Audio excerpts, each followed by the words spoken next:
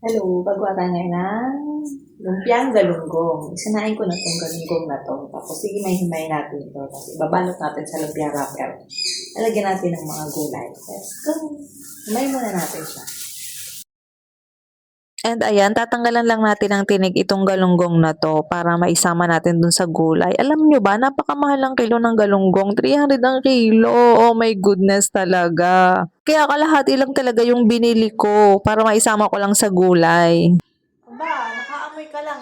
Nabigyan na kita ha. Nabigyan na kita. Nakakain na kita nito. Tama na yon. At kung ano lang na gulay namin dito sa rep, yan lang ang ilalagay ko. Ayan, patatas, carrots, and sayote, tapos sibuyas. O diba, solved na yan. Babalatan lang natin yung mga gulay, tapos yan, ginadgad ko lang yung mga gulay na yan. May food processor naman kami, kaso tinatamad akong gamitin kasi nakatago pa eh. Tinatamad akong linisin. Kaya ayan, ganyan na lang yung ginawa ko. O diba, pwede din naman yan. At ito yung hinimay ko na fish na galunggong. Ihahalo natin dito sa mga gulay. Ayan, ang dami na nito napuno na. Kasama na yung sibuyas. Titimplahan na lang to ng egg, ng pampalasa, tapos yung fish natin na hinimay. Ang dami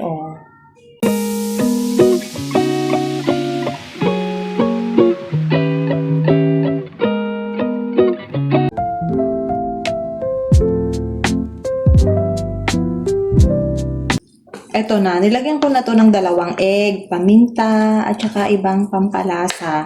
Nilagyan ko din ng harina. Ayan.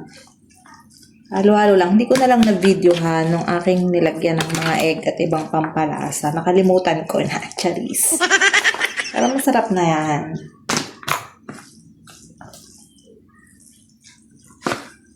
Ang dami rin Ibabalot na natin to sa lumpia wrapper.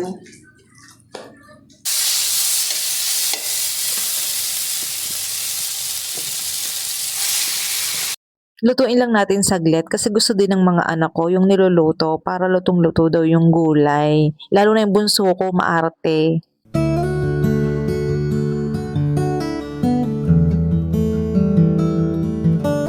Ayan, after 365 days, natapos ko rin, charis.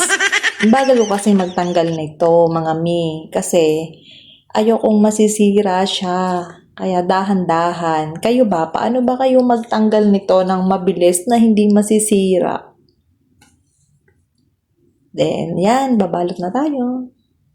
At eto na nga, maglalagay na tayo sa lumpia wrapper nitong ginawa natin na galunggong na may mga gulay. O diba, ang healthy nito. Gustong-gusto to ng mga anak ko lagi pinapagawa sa akin. Simple lang naman yung way ko ng pagbabalot dyan kasi hindi naman ako eksperto ng pagbabalot ng lumpia. O diba, tapos yung ginagamit ko lang na pandikit ay tubig. Mas okay nga yung tayo na yung gumagawa kasi at least alam natin na malinis at tayo mismo yung gumagawa ng ulam ng ating mga anak. Tapos yung pampalasa, hindi rin ganon kaalat ang ilalagay natin, o diba? Ayan mga mari ko, nakagawa tayo ng 25 pieces na lumpiang galunggong. O diba? At iba nga lang po ang size niyan, may maliit, may katamtaman, may malaki, may mahaba. Hindi kasi naman ako expertong magbalot ng lumpia. Kaya ayan, at least healthy siya, diba? Tapos ayan, may tira pang konti, o diba? Ipiprito ko na lang to, tapos iulam na rin namin ng anak ko. And after nating makagawa, ilalagay din muna natin sa freezer yung ating ginawa na iba. Tapos, kukuha lang tayo ng ipiprito natin at iulam natin. Ayan. Ayan, kita nyo naman at hindi siya tinipid. Siksik liglig yan. O diba, mapapakain na tayo kasama yung anak natin.